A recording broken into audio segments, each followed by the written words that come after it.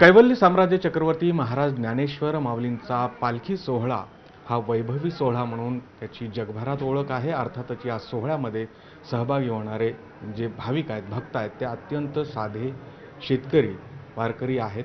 मात्र या भक्तांमध्ये देखील माऊलींचा जो सोहळा आहे तो वैभवी व्हावा यासाठी म्हणून अनेक भक्त दान करत असतात.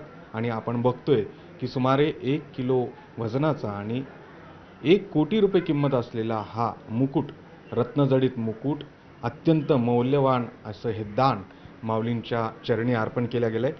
अर्थातच माऊलींच्या जसं तुम्ही नेहमी सांगता की चक्रवर्ती सम्राट आहेत आणि या सम्राटाचं कुठेही कमतरता होऊ नये म्हणून देखील अश्वाची परंपरा आहे, रथाची परंपरा आहे. आणि मग हा सगळा प्रवास जेव्हा सुरू होतो तो काय असतो, त्याला वैभवी सोहळा काय म्हणतो, त्याबद्दल आधी सांगा. आपण पाहिलं असेल की एकतर ज्ञानोबांना फार सुंदर पदवी दिली गेली आहे, ज्ञानियांचा राजा. आणि दुसरी पदवी जी दिलेली आहे ते आपण पालखी सोहळ्यामध्ये, आता आपण इतके वर्ष स्वतः पण चित्रीकरण करताय, तर दुसरी पदवी जी आहे ती आपण म्हणतो कैवल्य साम्राज्ञ चक्रवर्ती माऊली महाविष्णू श्रीमंत श्री ज्ञानेश्वर महाराज. म्हणजे एका ठिकाणी हे योगियांचे पण राजे आहेत आणि तेवढेच वैभवशाली. म्हणजे ज्ञानोबाराय महाराजांनी आम्हाला लौकिक मताने, आध्यात्मिक मताने आणि धर्ममताने, सर्व मताने आम्हाला श्रीमंत केलं. आता आपण 1836 पासून, म्हणजे तसा 1832 श्री गुरु हैबतराव बाबांनी, म्हणजे मूळ पालखी सोहळा जो आहे हा परमवंदनीय नारायण महाराज देहूकरांनी प्रेरित केला. तदनंतर तो श्री गुरु हैबतराव बाबांकडे आला. आता या 1832 पासून जर आपण पाहिलं ना, तर 1832 पासून आज तागत हा जो पालखी सोहळा आहे हा वैभवशाली का समजला जातो, याला अश्व आहे. नवे प्रथम अश्वावर माऊलींचा ध्वज आहे, राजध्वज. तदनंतर माऊलींचं अश्व. म्हणजे एखाद्या राजाची जेव्हा सैन्य निघतं ना, त्या सैन्याचा जो लवाजमा आहे त्याच पद्धतीने या पालखी सोहळ्याची पूर्ण रचना आहे. मग तो पहिले माऊलींचा राजध्वज असेल, त्याच्यानंतर माऊलींचा अश्व असेल, मग 27 पासून तर 1 पर्यंत उलट्या क्रमाने दिंडे असतील. त्यानंतर वैभवशाली तितकाच दिमागदार माऊलींचा रथ असेल आणि त्या रथामध्ये तेवढी सुंदर असलेली माऊलींची पालखी आणि त्यामध्ये माऊली म्हणजे देव विराजमान होतील. आता जर तुम्ही पाहिलं तर माऊलींच्या या सगळ्या सोहळ्यामध्ये राजसी थाट आहे.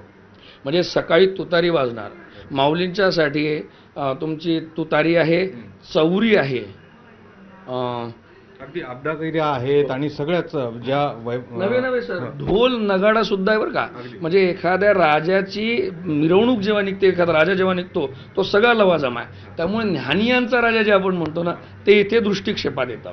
आता हे वैभव, परत देव हा लाडका आहे सगळ्यांचा. प्रत्येकाला वाटतं की आपण काही ना काहीतरी दिलं पाहिजे आणि देव स्वतःचं कौतुक करून घ्यायला सुद्धा उत्सुक असतो. आणि त्याच प्रकरणातून मग देवांचा शृंगार आला. मग त्या शृंगारासाठी जसं मानवी आपला आनंद असतो ना, वेगवेगळा शृंगार करायचा, तोच आनंद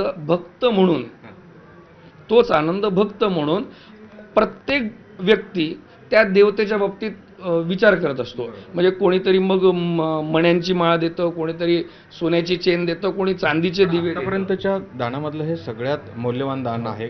काय वैशिष्ट्य आहे, कोणी दिलंय हे आणि किती त्यामध्ये सौंदर्यात भर माऊलींच्या? नांदेडचे भरत रामीनवार म्हणून होते.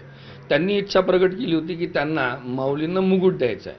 तर पहिले आम्हालाही कल्पना नव्हती की मुकुट म्हणजे चांदीचा असेल की सोन्याचा असेल. आणि आपण साहजिक आहे, भक्ताची भावना आहे म्हणून मग आपण त्यांना म्हटलं की एकदा आपणच इथे यावं, माप काय असेल ते मुकुटाचं, याला किरीट असं आम्ही म्हणतो. आणि जेव्हा त्यांनी माऊलींचा तो मुखवटा पाहिला, माऊलींचा तो चेहरा पाहिला, त्यावेळेस त्यांच्याच संकल्पामध्ये बदल झाला की आम्ही चांदीचा नाही, सोन्याचा मुकुट देणार.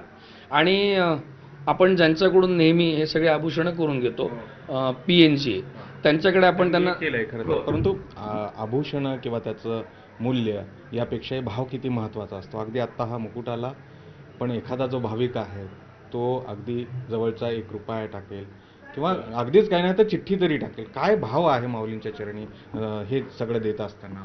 काय आहे की आपण जर पाहिलं, ज्ञानेश्वर महाराज खाली आसन असतंय, समाधी जी आहे ना ती जमिनीपासून फक्त 3.5 फूट वर उचलल्या गेलेली आहे. आपण जो मुद्दा काढला तो भावनिक आहे आणि वारकरी संप्रदायाच्या दृष्टीने अतिशय सुंदर प्रश्न आहे. आपण अंदाजे 30,000 लोक 30,000 भाविक रोज दर्शन घेतात आणि आपण जर थोडंसं भावनेनी पाहिलं ना तर 30,000पैकी 20,000 लोक म्हणजे 80% लोक दर्शन घेऊन जेव्हा उठतात आहे ना तेव्हा ते समाधीवर हात ठेवूनच उठतात आहे. म्हणजे अजूनही ज्ञानोबांना त्या भक्ताचा भार उचलायला कुठेही अडचण येत नाही आणि हा त्याचा भाव आहे. माऊलींच्या खजिन्यामध्ये जर समजा आपण आले म्हणजे दिवसभरात जे काही पैसे जमा होतात फार जास्त माऊलींच्या इकडे खजिना येत नाही, कारण की हा मातृभाव आहे बरं का. इथे नवस नाही आहे, इथे कुठलंही मागणं नाही आहे. म्हणजे माणसं येतात ते कशासाठी? आईला भेटायसाठी, माऊलीला भेटायसाठी. आणि हे एकुलतं एक मंदिर असेल संपूर्ण जगामधलं की जिथे लोक येतात आणि रडायला लागतात.